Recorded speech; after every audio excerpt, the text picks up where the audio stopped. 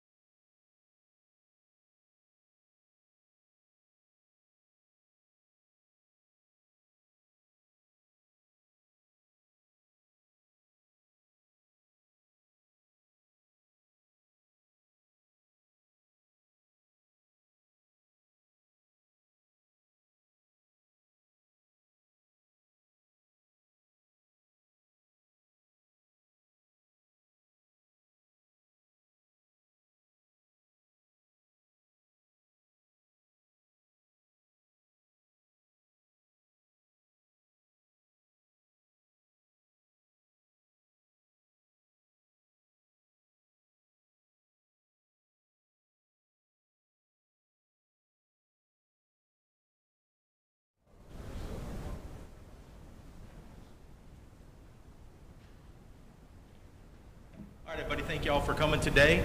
And for anybody that's watching us on Pearl Municipal Broadcasting, I'm Greg Flynn, the Public Information Director here for the City of Pearl. Just a couple of things for you. Please silence your cell phones here in the room.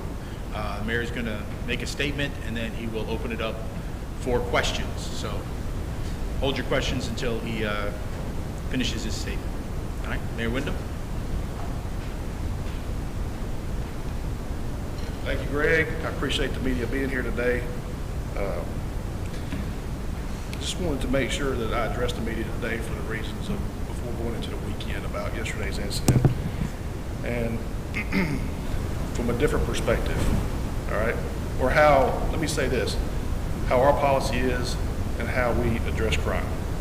So first of all, my thoughts and prayers go out to the gentleman that passed away yesterday, the postman. I'm very saddened by that. But I also want to make sure that we place blame where blame needs to be placed. Brandon Andrews, all right? It's senseless. Our officers don't like to pursue people. It's scary. You go 100 miles an hour because of the fact that you're trying to address a situation where somebody's violated law. They're within state statute and they're within policy. So it's not a situation where it's fun, all right? And I want to touch on this as well. People that do not pull over a police officer activates their blue lights, it's not your citizen, your law-abiding citizen that is going to work every day. It's usually somebody that has something to hide. And I want to talk about this there's an overwhelming majority of information that displays that traffic stops produce results in apprehending hardened criminals or criminals with long or lengthy histories, which were far more serious than just a traffic ticket. And this is a hard topic, but a lot of times what we've encountered from addressing criminals, they feel like if they get to that city limits in Jackson, then they're safe. Well, we have a duty, and we're sworn, and I'm saying we, it's because I'm a former police officer too. I've been there and seen these things. But that's not what needs to be happening here. We need to be working together with these cities, and we need to be on the same page when it comes to fighting crime. Something that I want to talk about as well is just some objective data that I think that the media needs to know about Mr. Andrews. Andrews is currently out on felony bond from the Flowood Police Department for possession with intent to sell narcotics, while in possession of a firearm and possession of a stolen firearm. Also, Andrews is a suspect in a capital murder case, kidnapping and murder in Jackson, being handled by the Hinds County DA's office. Brandon Andrews was charged in 2021 for armed robbery and shooting into a vehicle in Hinds County. He was arrested by Pearl Police Department for DUI. And in Thursday's pursuit, Pearl officers found a 30-round extended magazine in his car that he tried to hide when he went behind an abandoned house in the vehicle. So Mayor Lumumba released a statement saying there are often tragic outcomes like this one for minor traffic stops, and we have experienced it before. This fella wasn't a minor traffic stop. He was a hardened criminal that our guys were taking an approach to try to apprehend because he had violated the law. And again, violated state statute, and they were within their policy. The emphasis here is we need to be concentrating on these criminals instead of these police officers doing their job each and every day. And quite frankly, I'm sick of it. I'm sick of living in an environment where there's no consequences for people that violate the law. And if we're going to have safe areas, that's how we have to treat these situations. There shouldn't be these things as far as the mindset of no consequences when you break the law. It really repulses me. So, some additional information here.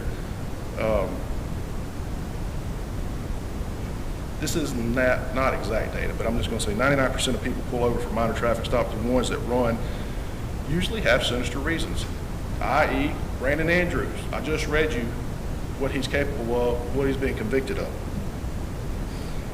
Our focus must be condemning the actions of people like this, like Brandon Andrews, and again, not our police officers. They put innocent people's life at risk, just like yesterday. And from the standpoint of our police officers carrying out their duty, and again, they took an oath. It would be irresponsible for us, I guess I can't listen to my own instructions here. It would be irresponsible of us not to pursue.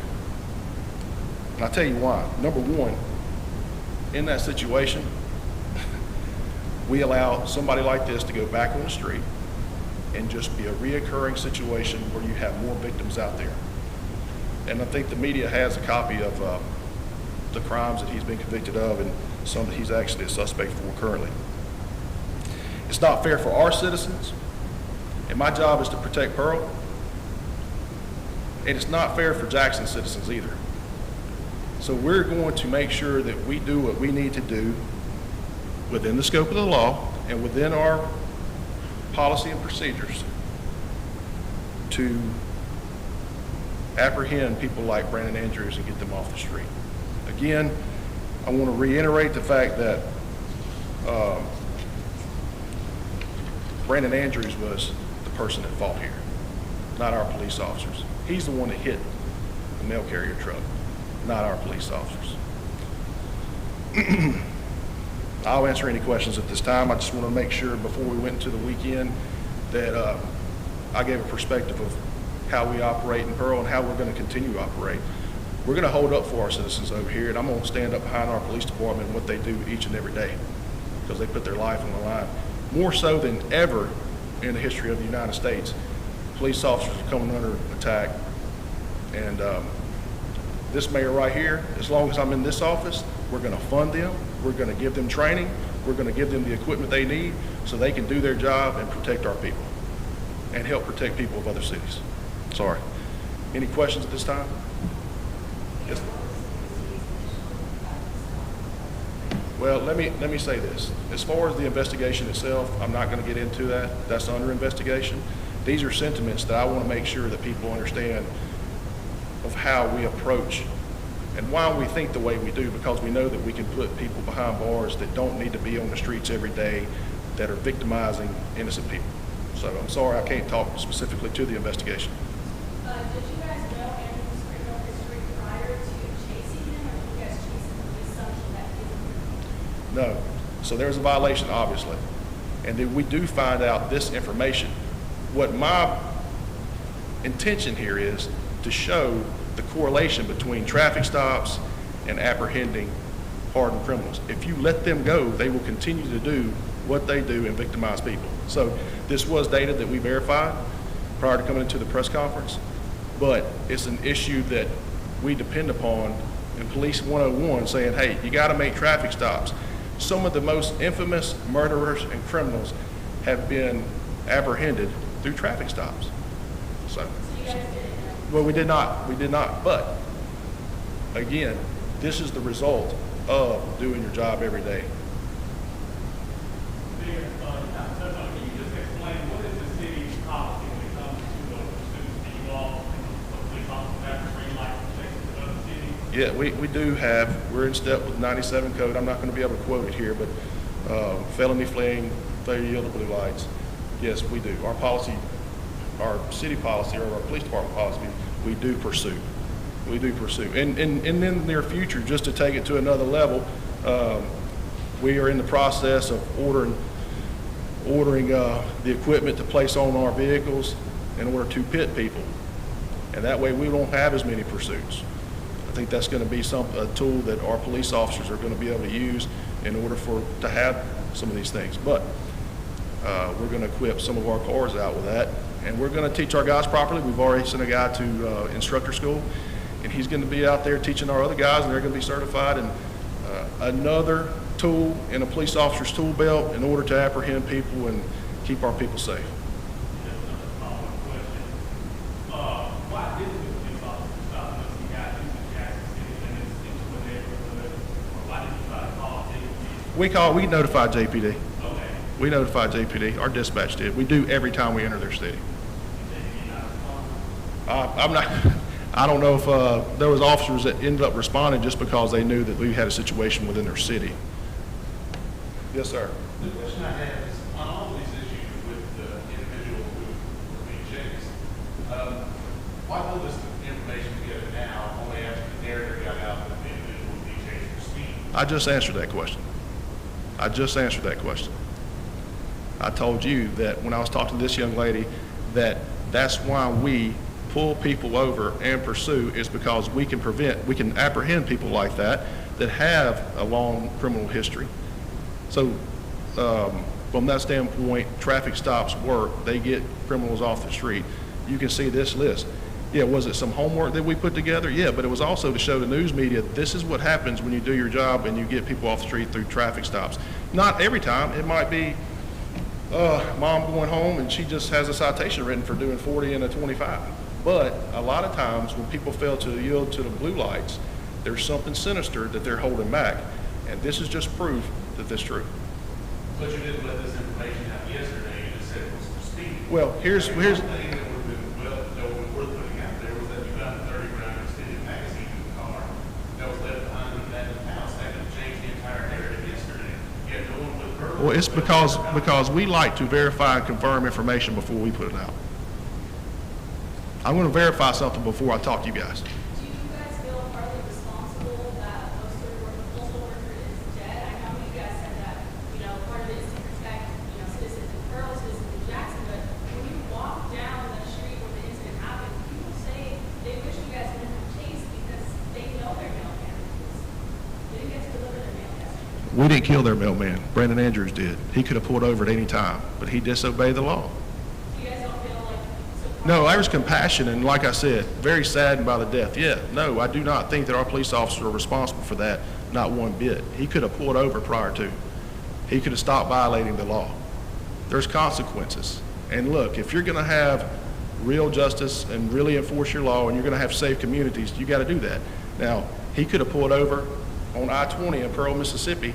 That postman would have never been hit. Do you guys think it's a hazard to be in these high speed chases in residential areas with children and older people? Well, you haven't seen the speed of our officer. Our officer that actually pursued is from South Jackson. He knows the streets, so he was able to maneuver himself through the streets a lot better than the criminal. Got a question there. What do you say to the residents in that neighborhood who say, because they told me yesterday, they feel like the patrol officer should have stopped once we got to Jackson because it was out of his jurisdiction, because we got a license plate on, there are other things that could have been done. Just what do you say to those residents? I'm going to say 0 homicides in Pearl, Mississippi, 157 in Jackson. That's my answer. I don't care. It's part of enforcing crime. It's part of enforcing crime. It's the same thing. We are not going to take a lackadaisical approach because of those reasons. Let me ask you this, you said you were a police officer. Is there something your officer could have done different from your point? No, again, he knew the road. He knew the streets much better than the guy that he was pursuing because he grew up in South Jackson. How fast are police officers going? That's part of the investigation.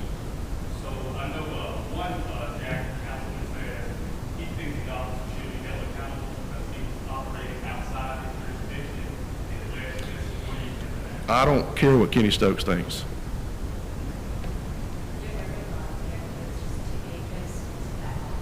No, our officers are trained. They understand.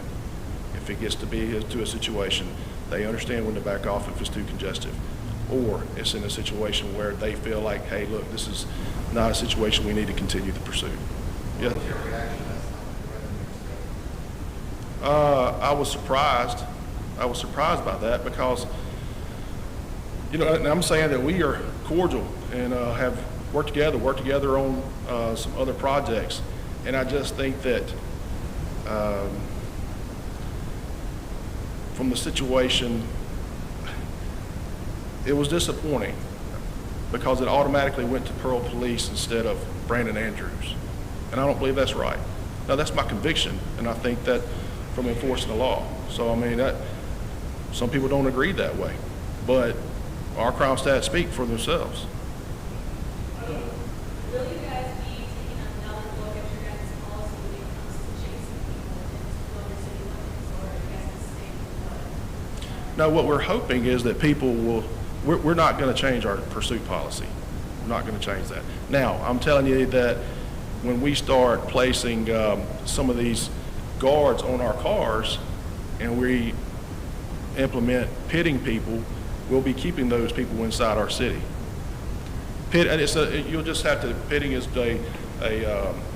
not a very intrusive maneuver where you can touch a car, make the car spin out, then you apprehend the person within your city instead of going on chases. And so we're implementing that policy. Where can we find the current policy? Can we see like a physical, this in writing, this? Yes, well, you can contact our city clerk's office about that, yes, ma'am.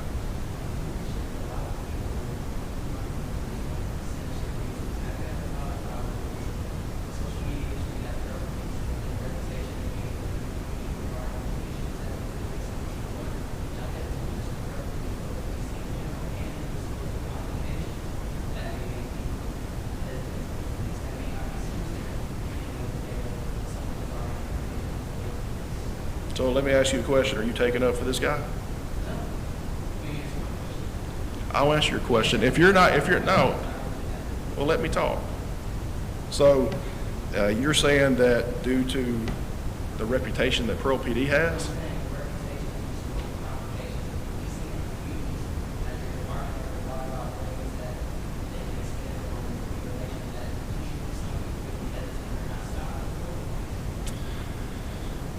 I think that when people characterize police officers, they automatically think that they're just guys or ladies that get out of the car, want to write a ticket, want to arrest somebody, and that's not typically true. We had one of our police officers not too long ago worked a case for one of our local residents, and knew that the guy was going through a hard time. Moments later, went to the store, bought him a card, and bought a whole lot of things, and then delivered it to him. What I'm saying is, there's a human aspect to these things. Our guys try to do us right, and what people allow them to do.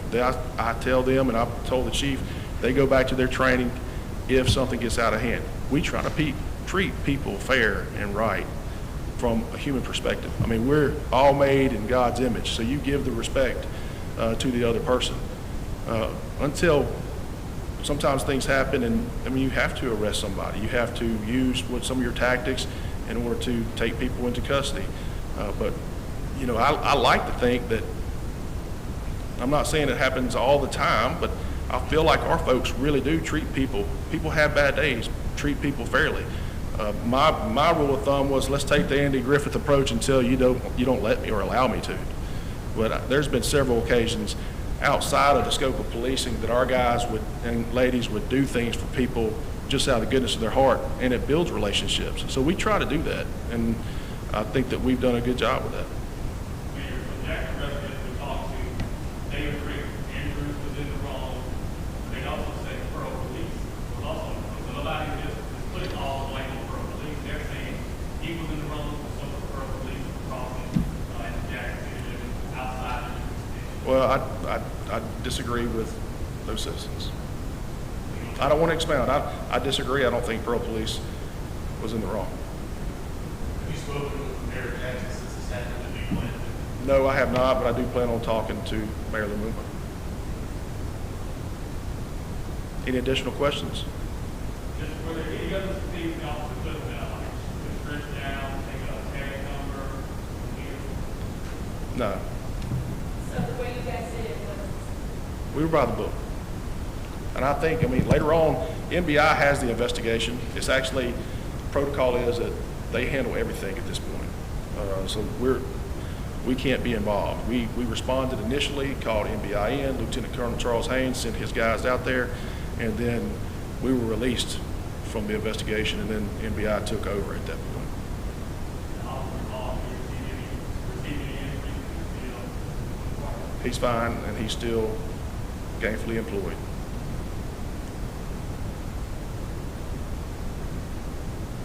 All right. Thank y'all for being here today.